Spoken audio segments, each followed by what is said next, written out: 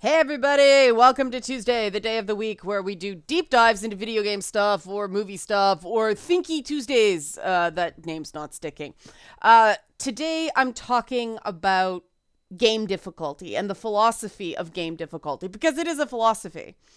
What I find fascinating about the topic of game difficulty is that it is a series of philosophical choices that come down to game design philosophy, the purpose of games, and various other things that I would argue are things that separate gamers, people who believe video games are sort of the highest form of media, and if they have a choice in entertainment, they will play a game before everyone else, anything else, myself included. Like, that's my choice. If there's a really great movie on or a really great video game, I'm gonna play the video game.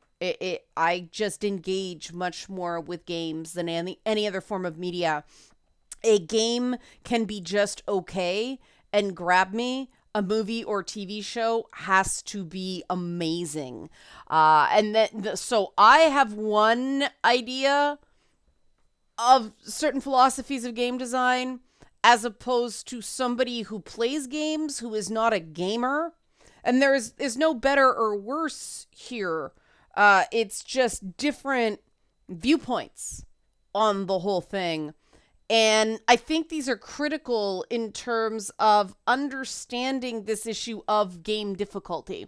So if you like these sorts of videos that are very esoteric and probably settle nothing, but maybe are a fun ride, help support this channel. Become a monthly patron, patreon.com/LeannaK, or buy a Leanna Care session for someone who can use it but can't afford it, coffee.com/LeannaK.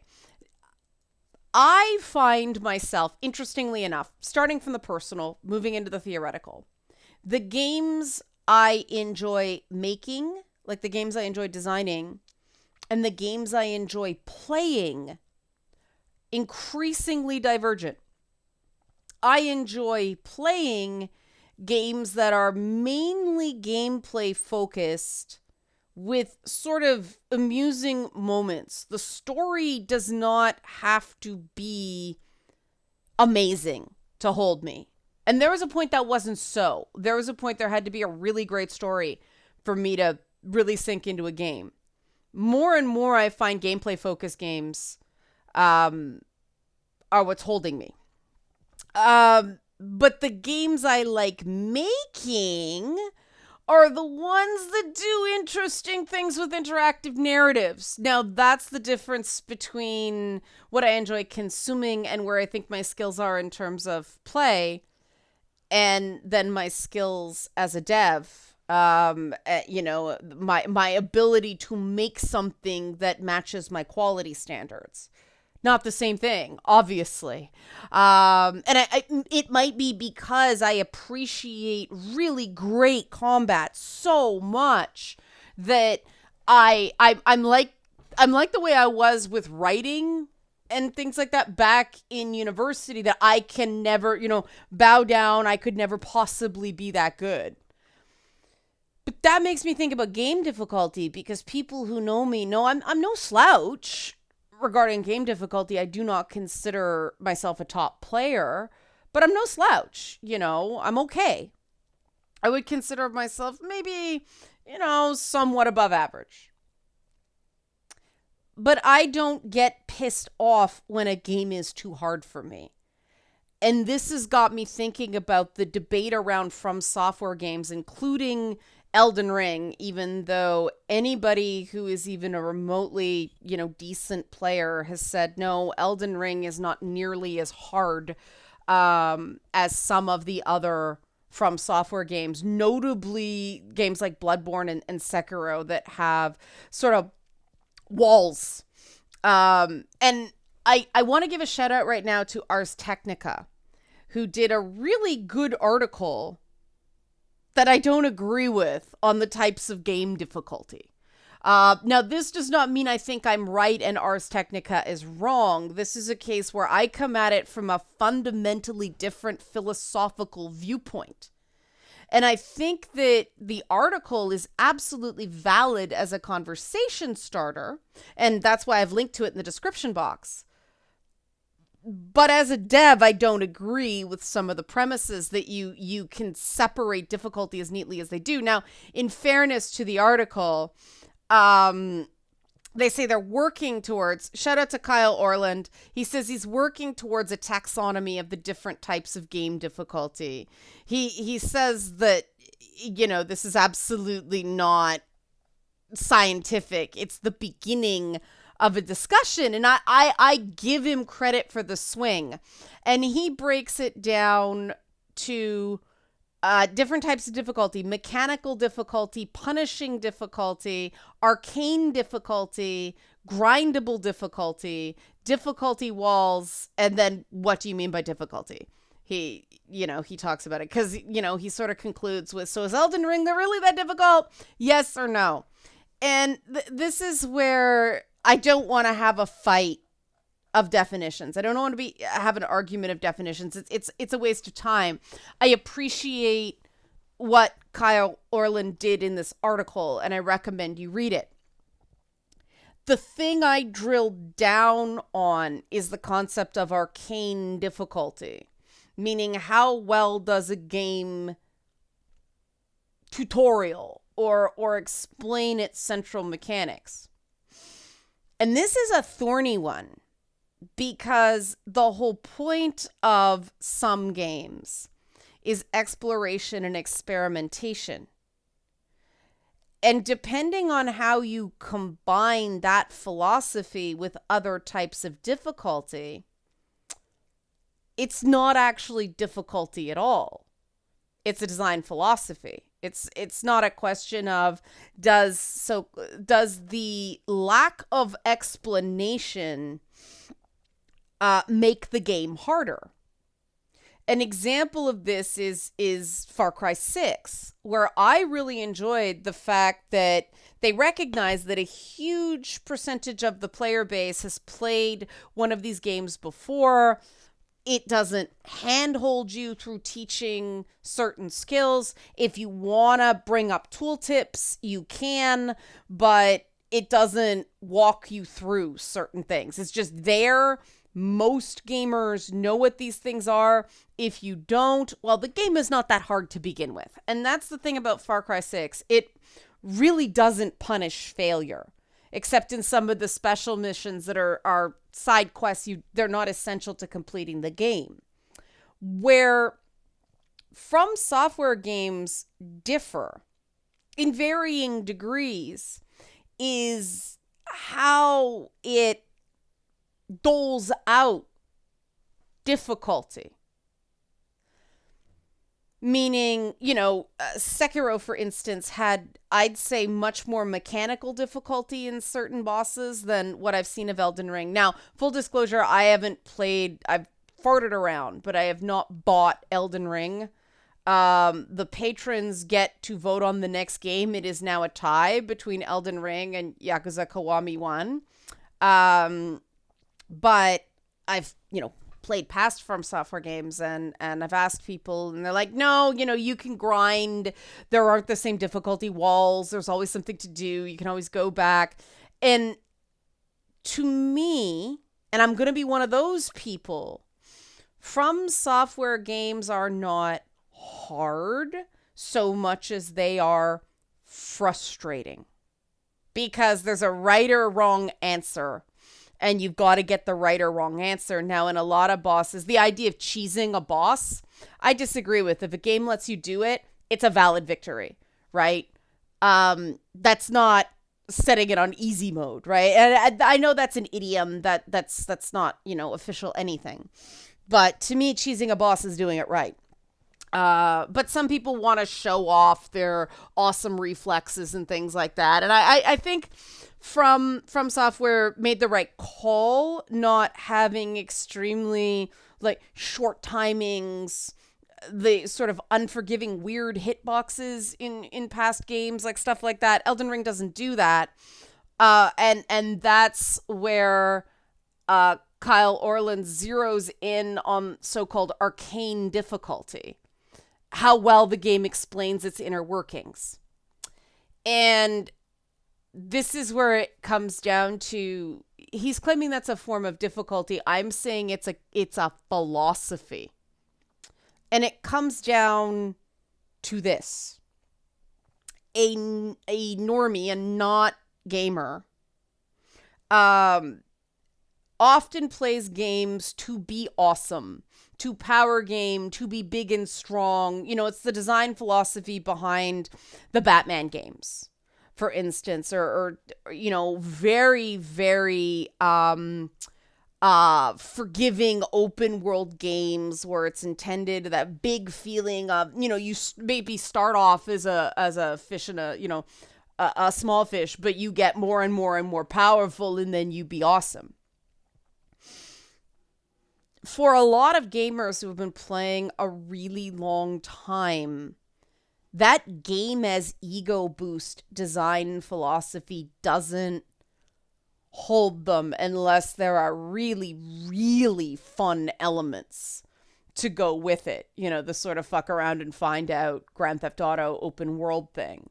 A game has to be absolutely phenomenal in a lot of other ways for a gamer to go, yeah, that was worth my time. If it's, you know, if it's that you powerful hero kind of game. Because gamers see games as a challenge, and the reward is the get good. And we've all seen, I hate to reference Dean Takahashi again. We've all seen how some instructions is why to dash the Cuphead tutorial, right? It's right there. And there's just sometimes something about the hand-eye coordination or something like that is just a little bit too finicky. Some people struggle with it. And that's the thing, you know, with neurodiversity and the FromSoftware games exploit this. You know, I breezed through the Lady Butterfly fight in Sekiro. It wasn't that hard. It only took me a few tries for me. But that damn first general and then that double ape fight, oh my god, done. Oh, it was so hard for me. Because different bosses challenge you in different ways, and everybody has strengths and weaknesses as a gamer. And the thing about a FromSoftware game is there's guaranteed something that's going to fuck you up, and it's different for everybody.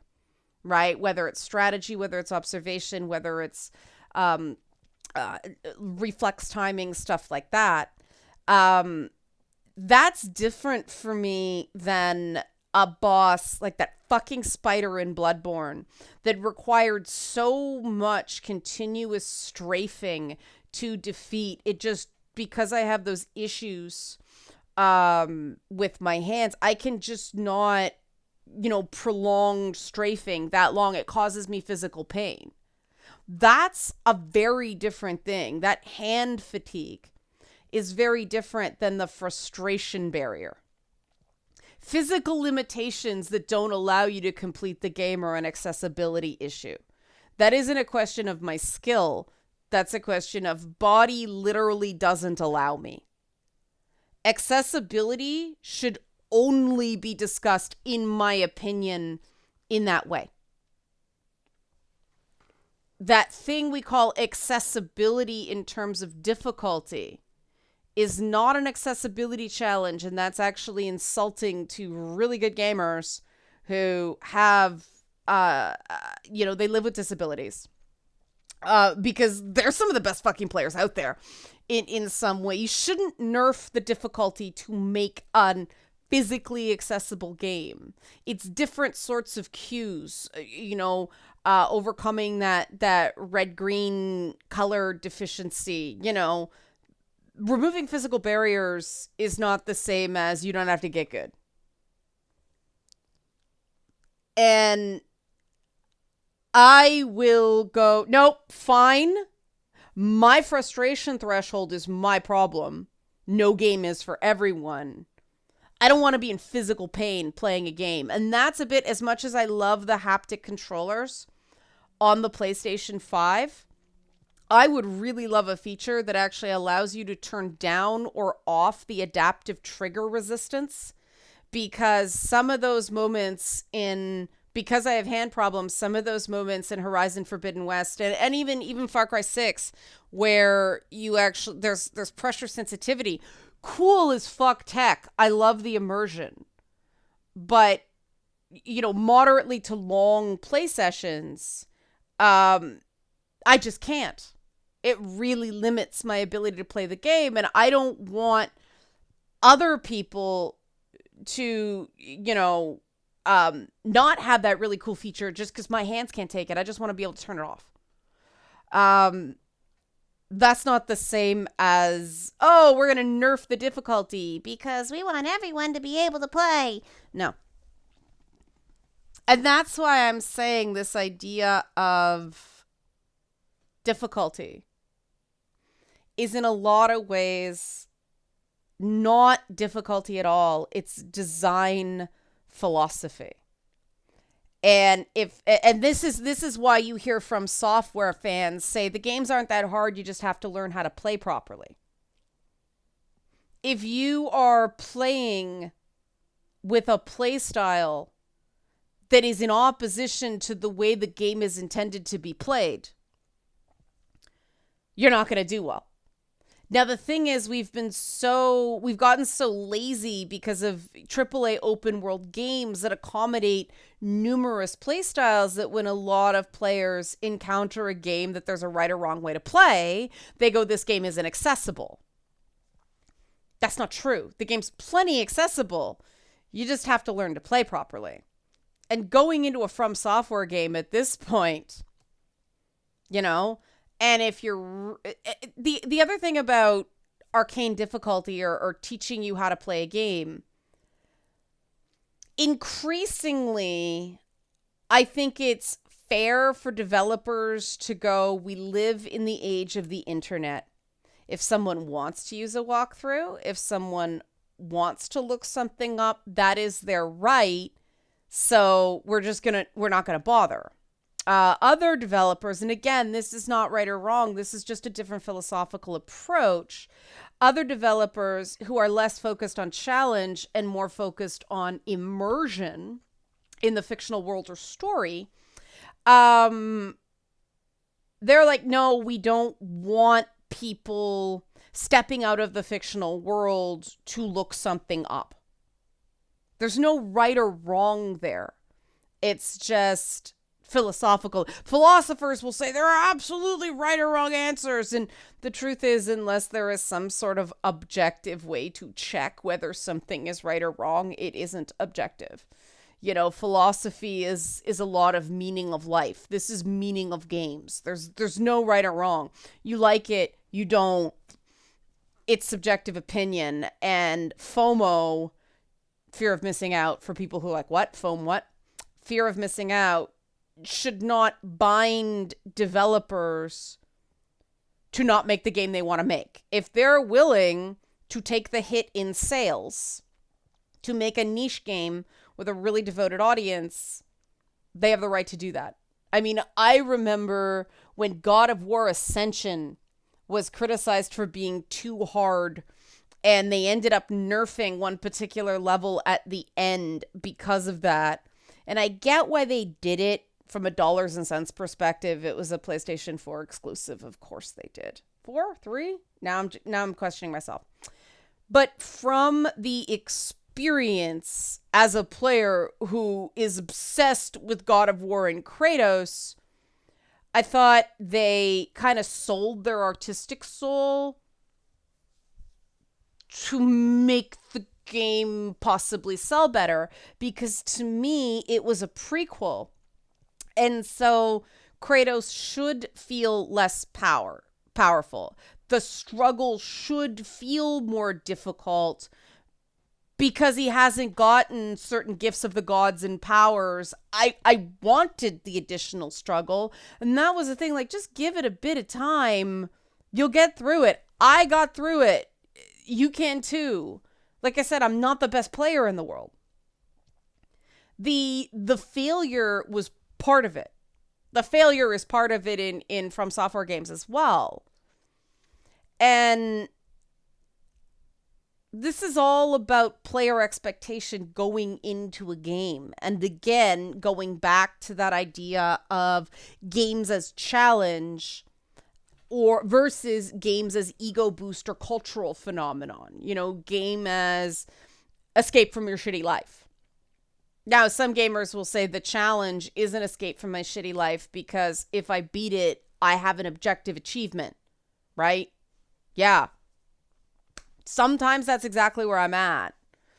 Other times, you know, back in the days where BioWare games actually captivated me, I wanted my choices as a human being validated instead of punished. That isn't easier. That's a completely different design philosophy, right? The challenge with that is matching what kind of player would make that choice to a satisfying, nuanced outcome, which is very hard to do in interactive storytelling. Case in point, BioWare magic is not so magical anymore.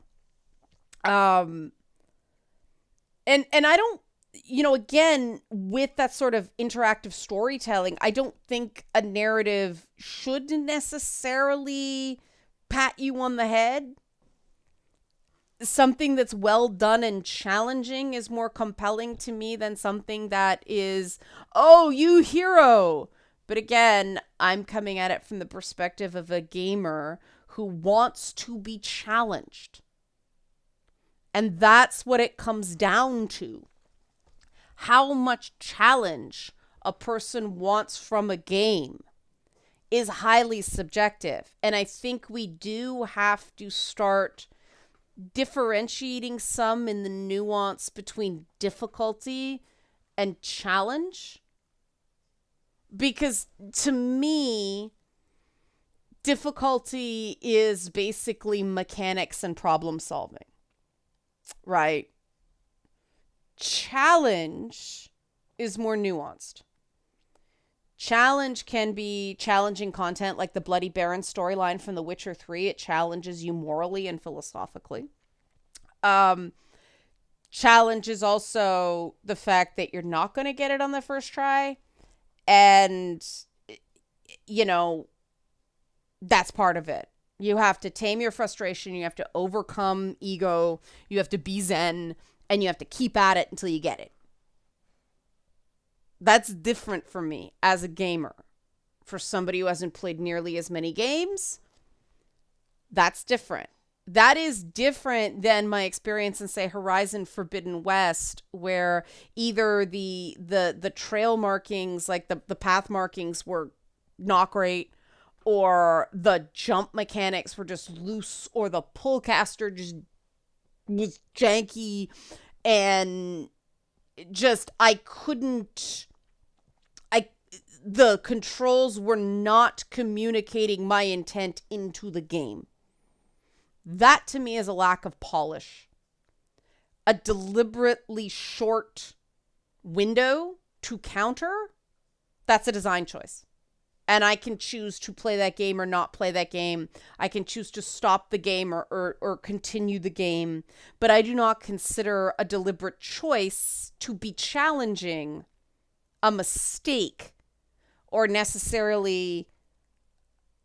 You could say it's making the game harder because that's mechanical difficulty, right? There is a difference between making the game harder objectively and creating a game not everyone is going to get. That's the distinction I'm making, right? Not everybody is going to get what FromSoftware is doing. I mean, apparently Elden Ring has more of a story than some of the others. Made me, change my opinion of it. Whether I'm ready to play it. More on that in a bit. How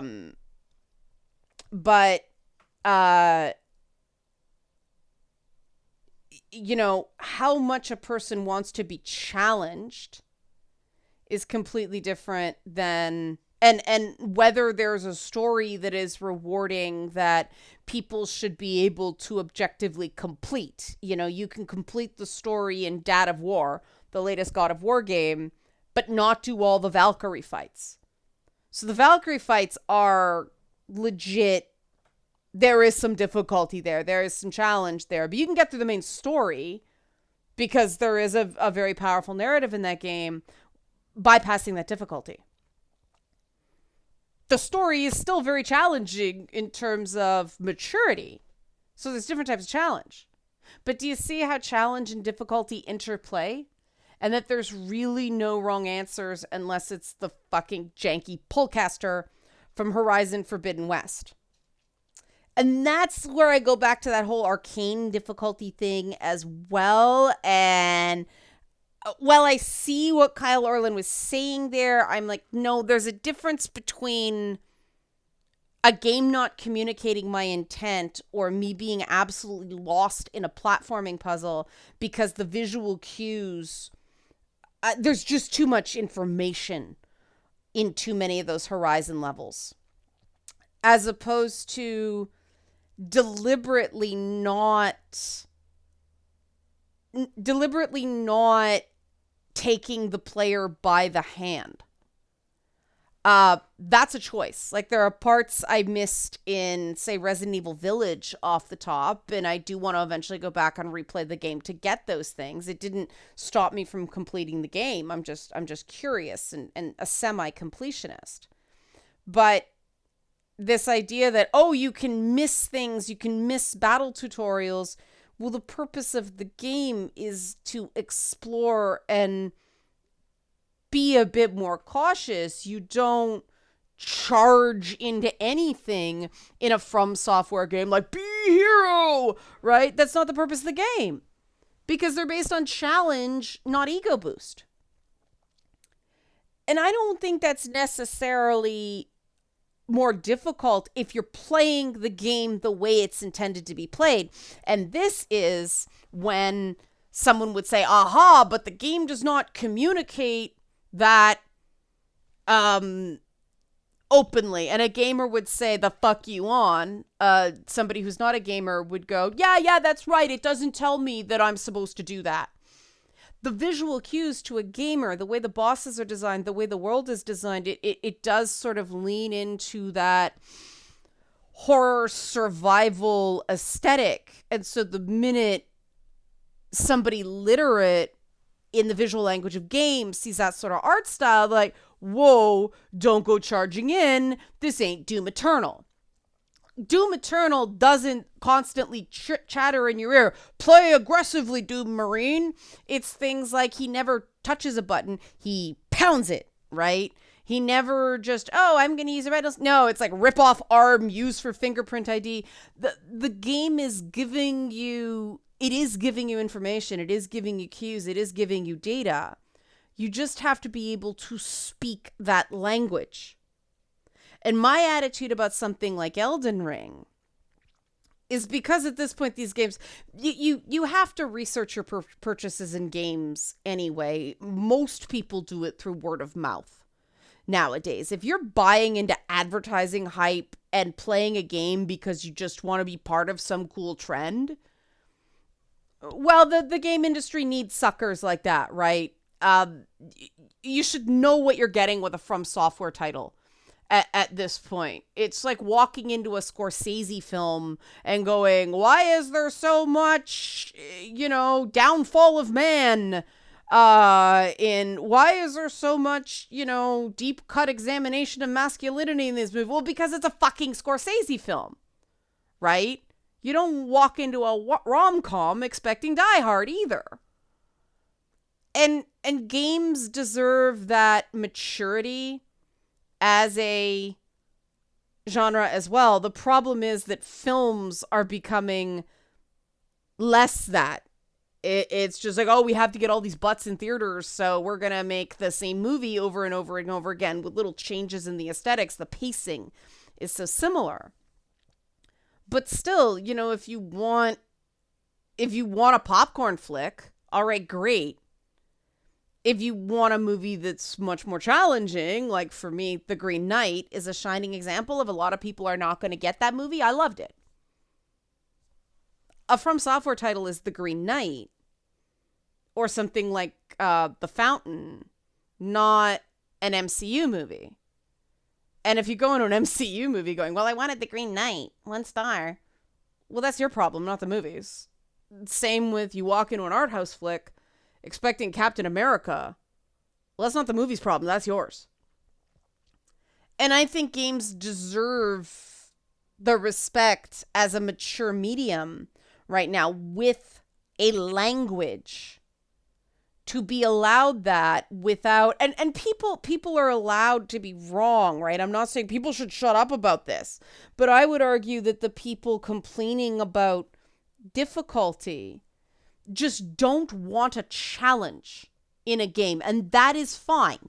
Go play like a straight up AAA game that's gonna hold your hand and gonna, completion is practically guaranteed as long as you grind enough, right?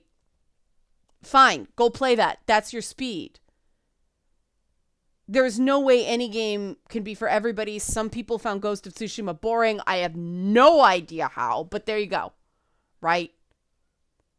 So let's stop these philosophical fights by claiming there's some sort of objective, hard, not hard, good, not good. The way we do that, the way we stop these philosophical fights is recognizing that they are philosophical fights and therefore highly subjective. All right, confused? Good. That's what these sort of deep dive videos are about. I'm interested in what you think. Give the article a read because I do think there's some interesting points in it. Like I said, I'm not disagreeing with him. I'm just coming at it from a completely different paradigm. Help support this channel. Become a monthly patron, patreon.com/LeannaK, or buy a one-time Leanna Care session for someone who can use it and can't afford it. Coffee.com/LeannaK. Thanks so much for watching.